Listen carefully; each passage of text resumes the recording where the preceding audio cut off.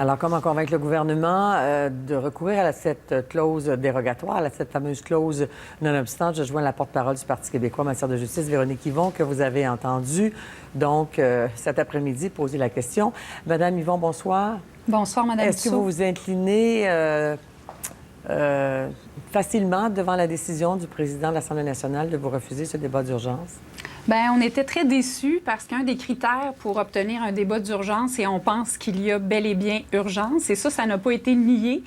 Mais ce qu'on a dit de la part du président, c'est que l'aggravation, qui effectivement est un critère reconnu et que nous, on trouve bien sûr lié au fait qu'un homme accusé du meurtre de sa conjointe a été libéré de toute accusation jeudi dernier pour cause de délai, c'était un facteur d'aggravation. Il le reconnaît, mais il dit que ce n'était pas complètement imprévisible, donc qu'on ne peut pas faire de débat d'urgence. Mais ceci dit, c'est certain qu'on va continuer à débattre de cet enjeu urgent et fondamental pour notre système de justice. Évidemment, vous demandiez à la ministre si elle pouvait s'engager à ce qu'il n'y ait pas d'autres meurtriers allégués qui puissent recouvrer la liberté. Évidemment, elle ne peut pas parler au nom des tribunaux. Puis on sait que l'arrêt Jordan appelle à une interprétation assez stricte, d'une certaine manière, à plusieurs critères avant d'abandonner ou de libérer un accusé. Est-ce qu'il n'y a pas des balises, des paramètres quand même qui donnent des garanties que c'est pas l'arrêt Jordan de manière automatique dans toutes les causes, comme le disait la ministre?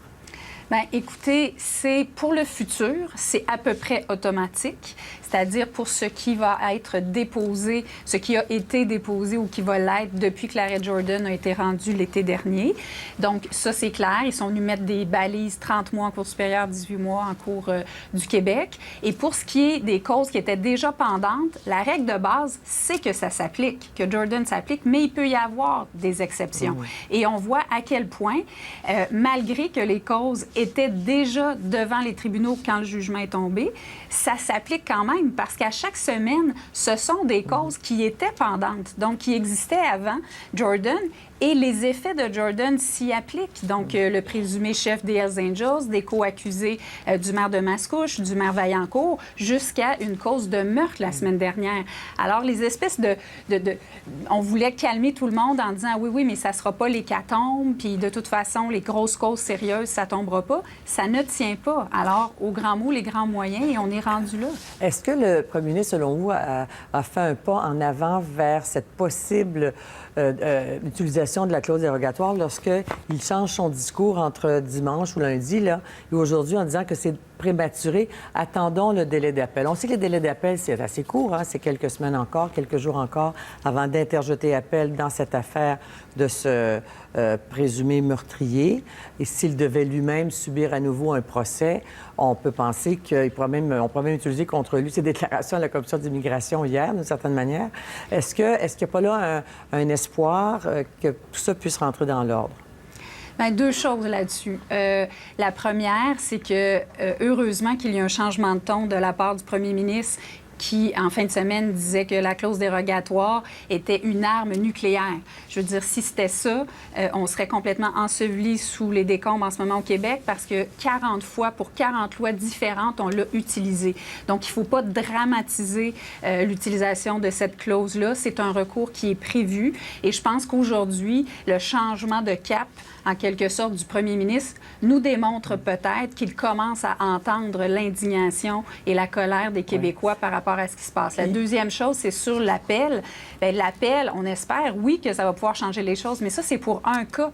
Et à chaque semaine qui passe depuis que le jugement a été rendu, il y a des arrêts de procédure, donc ça n'empêche rien et ça n'empêche pas cette multiplication de requêtes qui sont amenées devant les tribunaux et qui font en sorte que les victimes sont mises de côté, que les victimes voient une épée de Damoclès toujours planer au-dessus de leur cause. Et c'est ça qu'on veut combattre avec la clause dérogatoire. Évidemment, la clause dérogatoire, il y a un débat juridique qui s'est engagé. Hier, sur ce plateau, on avait deux juristes, Jean-Claude Hébert et Benoît Pelletier, qui est un ancien ministre, qui disait... puis qui est constitutionnaliste, professeur de droit constitutionnel, qui disait parce que c'est en lien avec le Code criminel, qui est une loi fédérale, c'est difficile d'utiliser la clause dérogatoire parce que c'est pas le droit criminel ne relève pas de la compétence des provinces. J'espère que le public nous suit, là, mais c'est assez pointu, mais en même temps, dans le fond, est-ce que le gouvernement fait preuve de prudence en ne l'utilisant pas, en risquant de la faire... Enfin, je vous pose la question parce que le droit criminel, encore une fois, est d'ordre de juridiction fédérale. Il y a un grand débat sur cette question-là. Il y a des juristes qui estiment, comme j'estime moi-même, qu'à cause de la compétence du Québec en matière d'administration de la justice, on a la compétence pour invoquer la clause dérogatoire, pour faire une loi, donc pour contrer les effets du jugement Jordan. Pourquoi?